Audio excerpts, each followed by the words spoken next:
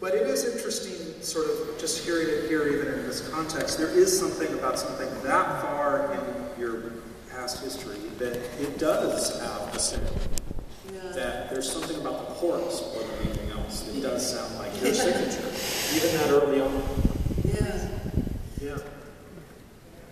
I thought that song had a haunting, it's good for 4 chords, like a lot of songs, they're simpler, can kind of stick with you sometime, that one. I still remember it all this much later. So, well, we thought it was a joke for a while. I mean, we carried it with us as a joke. Yeah, for a long time. Yeah, so that's why I remember. Yeah. Let's jump forward. So, Heart eventually begins. The first time I ever met Anne was a student at Cornish, and I didn't meet her then, but I later worked for Cornish and wrote a story on you for the alumni magazine of Cornish. It's the first time I ever met you, other than sneaking into your house for a party once. Was that Halloween? It was a Halloween party. I was the guy with the Fuji water in the corner. You went to Cornish and you were in high school, and eventually you, though, start performing, and you're kind of on the road a lot with the early incarnation of Heart. A few bands in there, but you're playing already at the time of 18, 19. You're playing 50, 60 dates on the road and going around and going places. Yeah, it was really it was a big commitment for somebody that age, and especially also to be the only girl inside of her whole. I mean, Nancy hadn't joined yet, so it was me and a whole bunch of guys. Just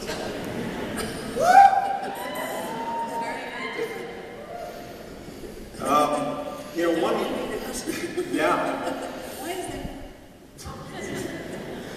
Well, I love the story you told me about. There were certain songs that you didn't realize because you were not a seasoned performer at that point, but you would get on and it was the Ooooo song, Feel Me, Touch Me, and you didn't realize until you got on stage and you're playing to a bunch of yahoos at a bar somewhere, and you're suddenly singing that, and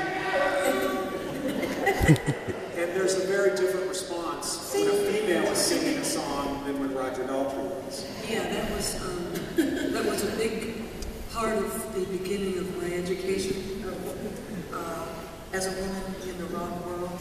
Is that I could not go up and say, see me, feel me, touch me, without people guffawing.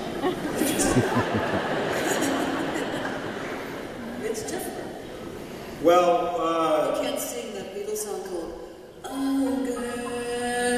You can't sing Girl. You can't sing Girl. There's a lot of stuff you can't really get away with singing when you're a girl. Well, Heart begins, the dance comes up and eventually joins. You guys early on are playing a lot of Led Zeppelin songs.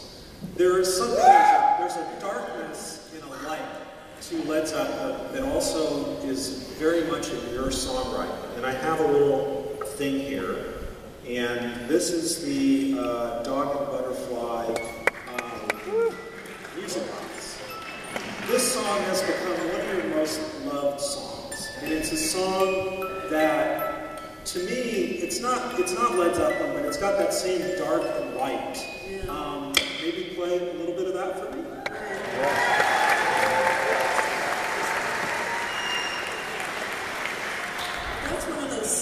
That's one of those songs that does have the dark and the light, because we were at the end of the song, and that's the little tune that plays at the very end of the song. It's the kind of the beginning of the song starts out very dark. The end of the song kind of resolves into the light. But I should just quickly say about the song that when we wrote the song with our good friend and great collaborator, Sue Ennis, it was one of our prouder moments as Mighty Three song service. And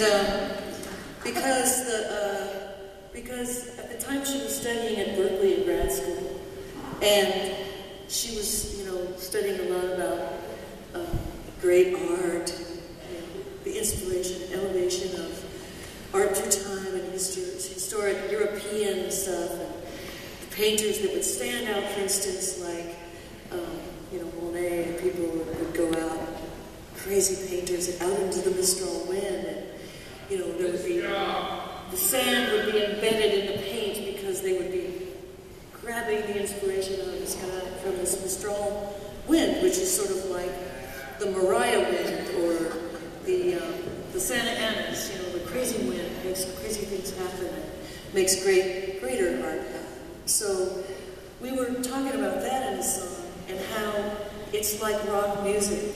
When it blows through your existence, it makes you, A, sane, and B, left wanting more forever.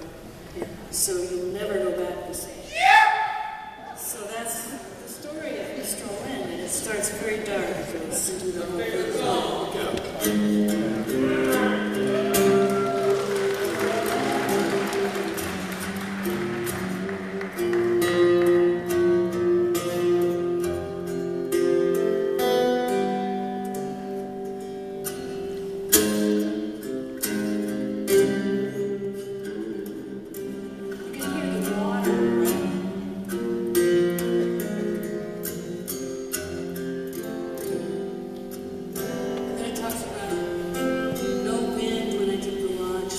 Still, the sea was still, and waiting, and I lay on a mirrored sky, a restless sailor waiting.